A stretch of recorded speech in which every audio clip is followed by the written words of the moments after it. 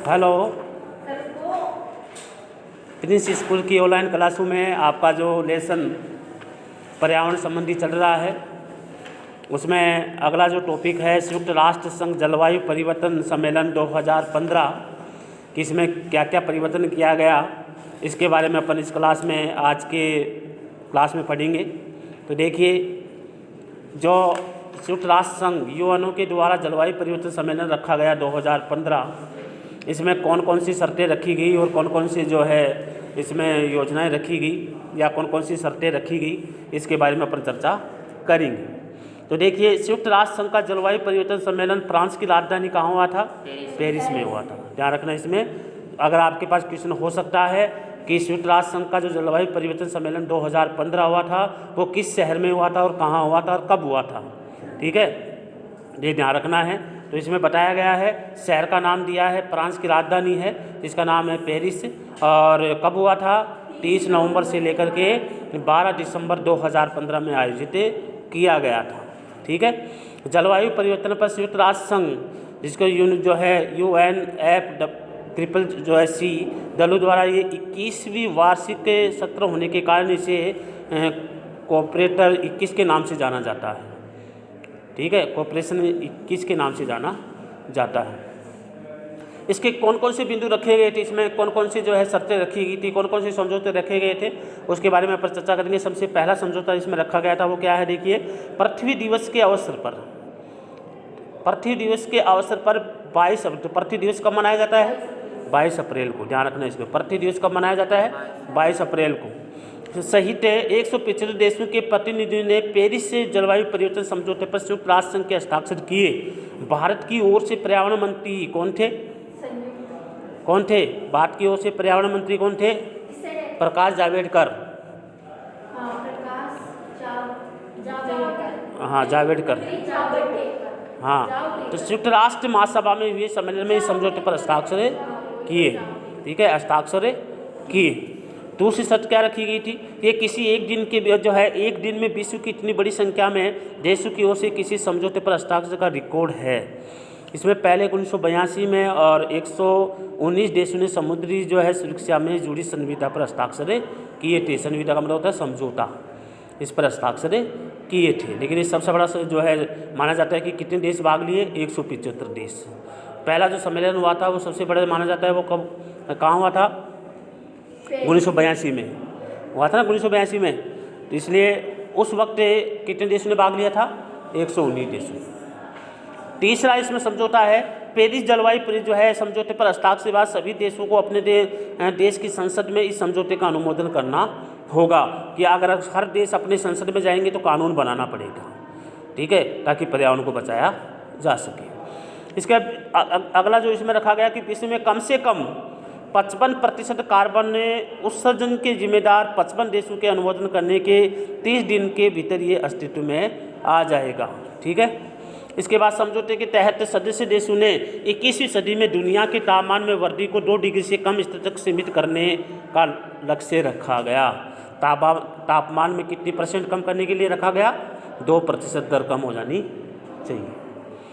भारत ने जीवाश्म ईंधन के उत्सर्जन में कटौती के साथ, जीवाश्म ईंधन जानते हैं ना, लकड़ी वगैरह ये जलाते हैं उल्पे वगैरह जो, उसके साथ 2022 तक 175 गीगावाट अक्षय ऊर्जा उत्पादन का लक्ष्य रखा गया। तो आपको मालूम है, अब अक्षय ऊर्जा योजना जो रखी गई थी, आप तो हर परिवार में, हर घर में, चाहे गांव हो, चाहे ढाणी हो, चाहे कुछ भी हो, वहाँ आज गैस का प्रयोग किया जाता है। गैस सिलेंडर का प्रयोग किया जाता है। मतलब कहीं ना कहीं, चलो 10% 20% तो फिर भी अभी लकड़ियाँ जलती हैं, बाकी गैस से ही काम होता है।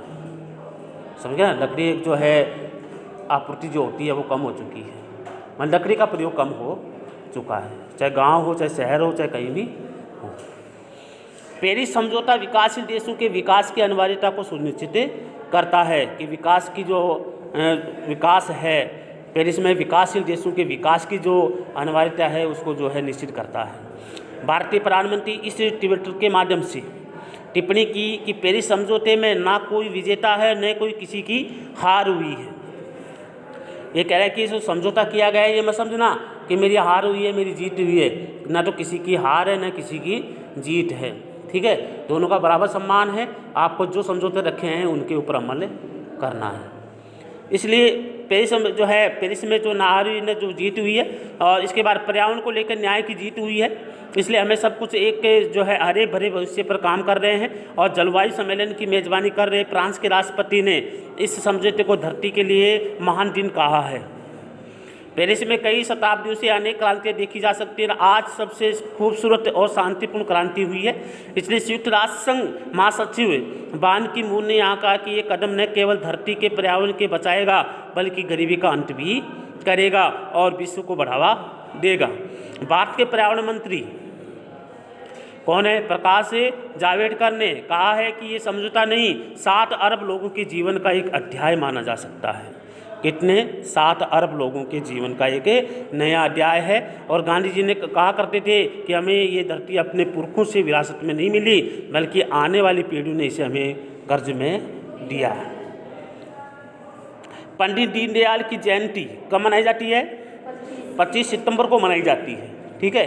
तो 25 सितंबर 2016 के अवसर पर भारतीय प्रधानमंत्री ने घोषणा की, भारत में पेरिस समझौते की सभी शर्तों को 2 अक्टूबर 2016 को लागू कर दिया जाएगा। और इसी अनुसार 2 अक्टूबर 2016 को भारत में इस समझौते की क्रियान्वित प्रक्रिया प्रारंभ कर दी गई, ठीक है। जो ये समझौता रखा गया था 2015 का, ठीक है। पेरिस समझौता है भारत में कब लागू कर दिया गया? 2 अक्टूबर 2016 से।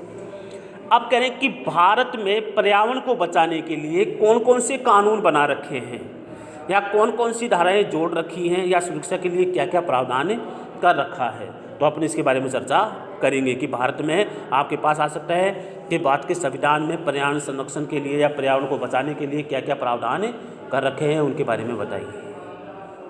ठीक है, देखिए कौन कौन से प्रावधान कर रखे हैं। देखिए, हमारे देश में पर्यावरण के अनुकूल एक समर्थ संस्कृति है रही है। यही कारण है कि हमारा संविधान निर्माताओं ने पर्यावरण को संवैधानिक स्तर पर मान्यता देते हुए इसे सरकार और नागरिक के संवैधानिक दायित्व के साथ जोड़ा गया है। संसद द्वारा 42 संविधान संशोधन 1976 के द्वारा पर्यावरण संरक्षण अधिनियम के पारित करते हुए संविधान के भाग 4 में क्या है? मूल कर्तव्य है। ध्यान रखना, संविधान के भाग 4 में क्या है? मूल कर्तव्य है। समझ गए ना? इसलिए कि राज्य के नीति निर्देशक तत्व और मूल कर्तव्य दोनों हैं इसमें। तो वो भाग है चतुर्थ क, समझ गए ना? चतुर्थ क, तो उसमें है मूल कर्तव्य, और इसमें जो चतुर्थ भाग जो 4 है उसमें क्या है? नीति निर्देशक तत्व, उसमें भी जोड़ा गया है। देखिए इसमें तो भाग में राज्य के नीति निर्देशक तत्व और मूल कर्तव्य में शामिल किया गया है। समझ गए इसमें? तो इसके बाद देखिए इसमें यह कहा गया है, क्या कहा गया है कि राज्य के नीति निर्देशक तत्व के अनुच्छेद 48 में कहा गया है कि राज्य पर्यावरण सुधार एवं संरक्षण की व्यवस्था करेगा और वन्य जीवों की सुरक्षा भी प्रदान करेगा। तो अनुच्छेद कौन से में रखा गया है? 48 में, ठीक है। पर्यावरण सुरक्षा और वन्य जीवों की सुरक्षा का जो प्रावधान है भारत में कौन से अनुच्छेद में रखा गया है?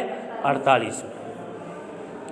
संविधान के भाग 4 क मूल कर्तव्य हो गए ना, 4 क।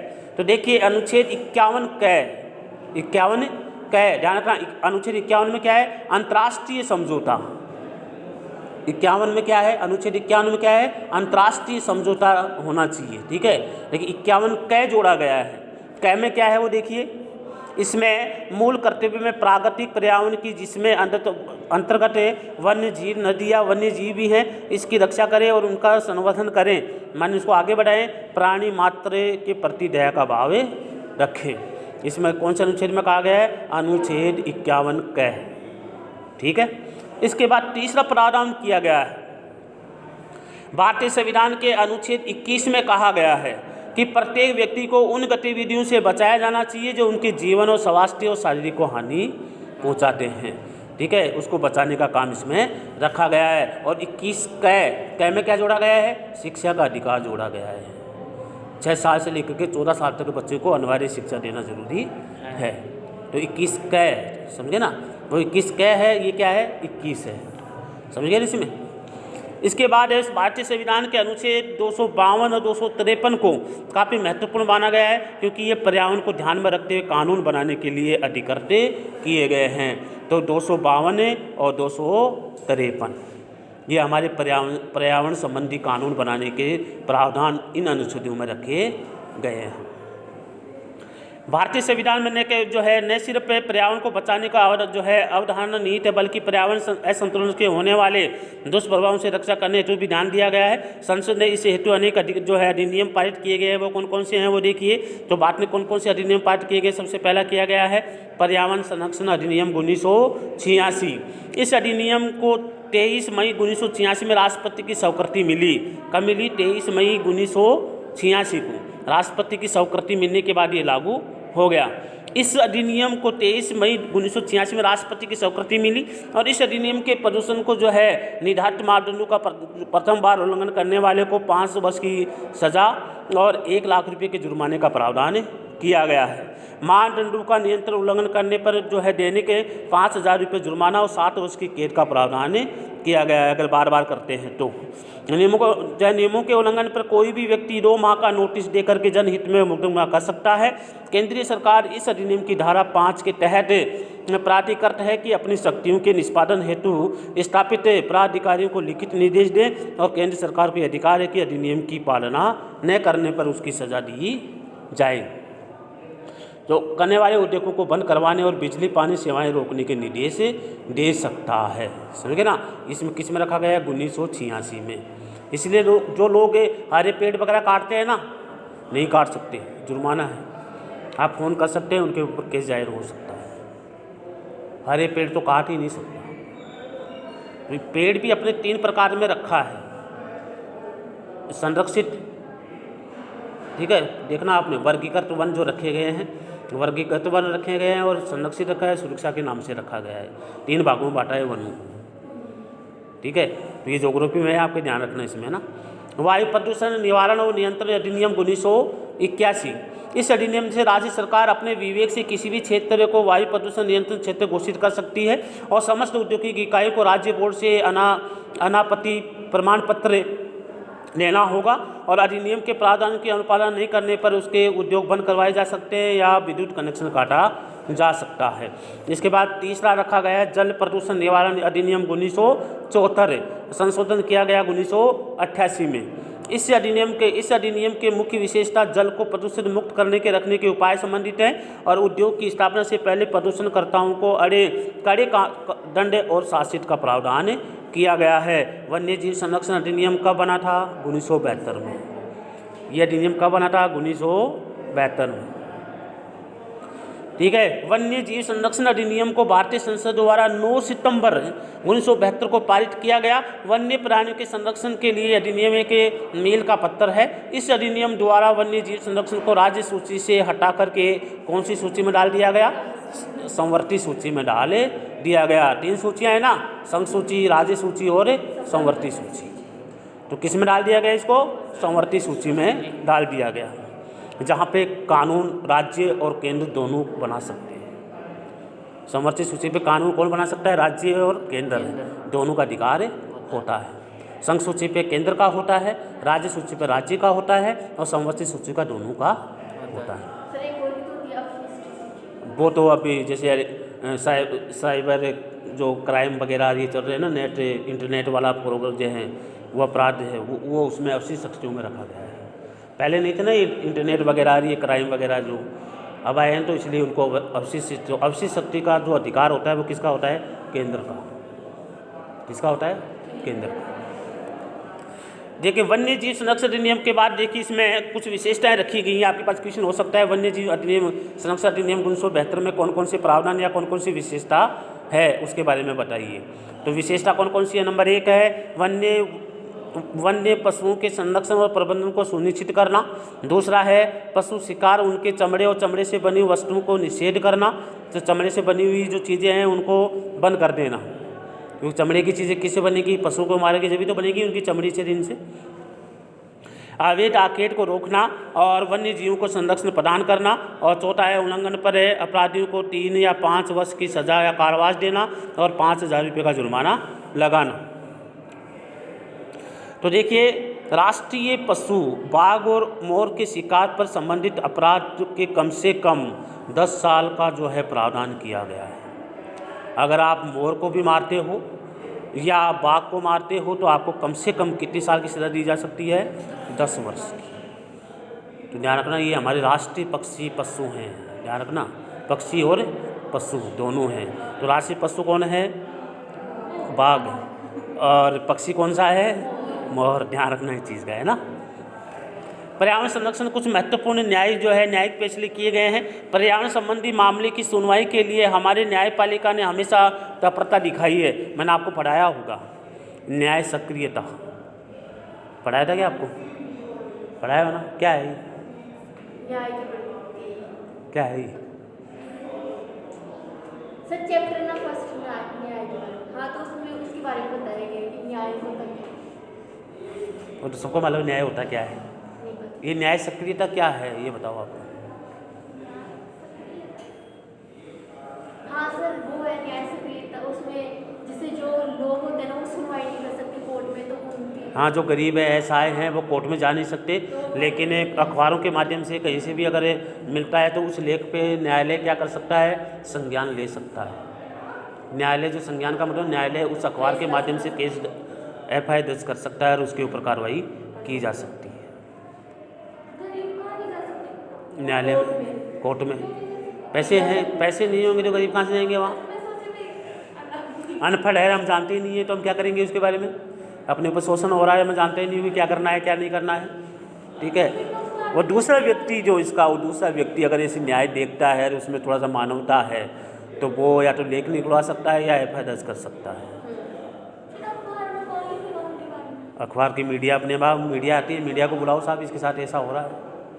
सर पत्र लिख के भी भेजते हैं। पत्र लिखकर भी न्यायालय में प्रेषित किया जा सकता है, साहब इस व्यक्ति के साथ घोर अन्याय हो रहा है, इसके साथ जो है हाई कोर्ट जो है इसके ऊपर संज्ञान ले। हाई कोर्ट अपने आप लेता है। पर्यावरण संबंधी मामलों की सुनवाई के लिए हमारे न्यायपालिका ने हमेशा तत्परता दिखाई है। समय समय पर उच्चतम न्यायालय ने पर्यावरण संबंधी जागरूकता बढ़ाने के उद्देश्य से महत्वपूर्ण निर्देश दिए हैं, समय समय पर दिए हैं। सभी सिनेमा हॉल या सिनेमा या वीडियो पार्लर या अनिवार्य रूप से कम 2 पर्यावरण संबंधी फिल्में का संदेश अनिवार्य रूप से प्रत्येक शो में निःशुल्क दिखाएंगे। पर्यावरण संबंधी फिल्म या डायलॉग या एड, ठीक है, तो फिल्म शुरू होने से पहले 2 मिनट या 4 मिनट या 5 मिनट का ज़रूर दिखाएंगे। अगर ऐसा नहीं करते हैं तो उनके ऊपर दंड कार्रवाई की जा सकती है। प्रत्येक शो में निःशुल्क जो है दिखाए जाएंगे और इसके बाद ये उनके लिए लाइसेंस जारी करते समय ये शर्तें रखी जाती हैं। जब फिल्मा हॉल वगैरह जब लेते हैं ना, चालू करते हैं, तो इसमें वो शर्तें होती हैं कि पर्यावरण संबंधी आप कुछ ना कुछ ऐड दिखाएंगे, या फिल्में जो अगर पर्यावरण संबंधी फिल्में बनती हैं तो उसको हॉल में या 7 दिन में 1 बार ज़रूर दिखाएंगे, 1 या 2 बार शो ज़रूर दिखाएंगे। ठीक है। नंबर 2, सिनेमा हॉलों द्वारा जो है लघु अवधि को पर्यावरण और प्रदूषण संबंधी सूचना पत्र फिल्में दिखाना बहुत ज़रूरी है, आवश्यक है। इसके बाद तीसरा, पर्यावरण और प्रदूषण संबंधी रुचिकर कार्यक्रम का जो है प्रसारण है प्रतिदिन 5 से 7 मिनट अवधि के लिए तथा सप्ताह में 1 बार लंबी अवधि के लिए दूरदर्शन या रेडियो पर प्रसारित किया जाएगा।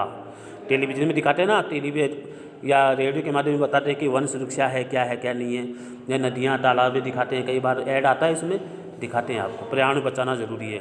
और बीच में इसके बाद देखिए, छात्रों के सामान्य जागृति लाने के लिए पर्यावरण को जो है विद्यालय या कॉलेज या विश्वविद्यालय में एक अनिवार्य विषय बना देना चाहिए।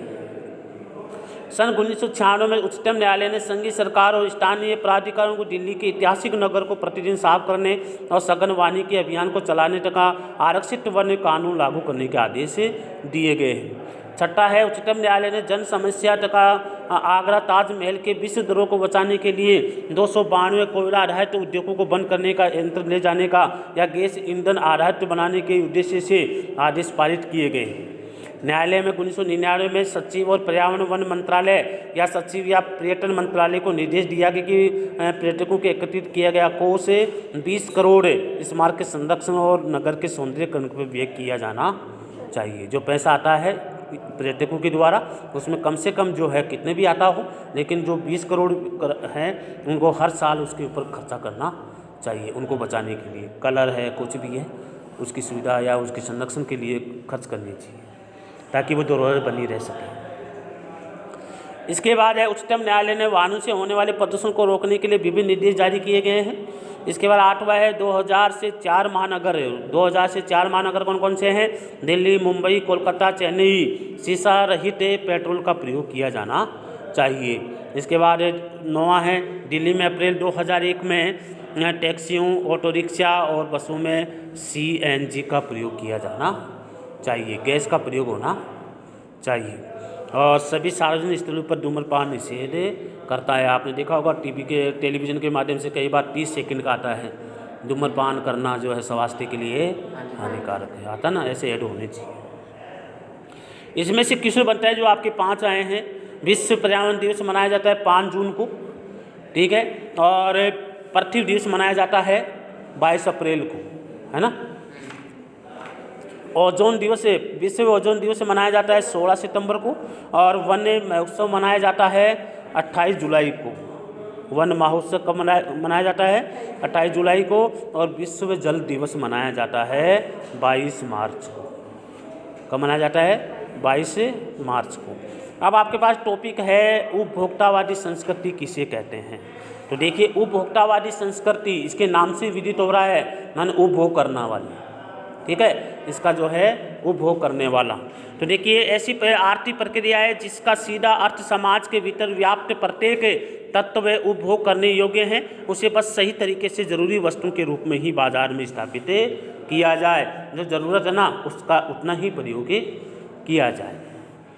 इसलिए उद्योगपति अपने निजी लाभ के लिए वस्तुएं बाजार में बेचते हैं और उसके प्रति ग्राहकों जो है को आकर्षित करने की कोशिश करते हैं। ये उपभोक्ता संस्कृति जो है वो आपको कल जो है विस्तार से पढ़ाया जाएगा। आज की क्लास में बस इतना ही है। जय हिंद।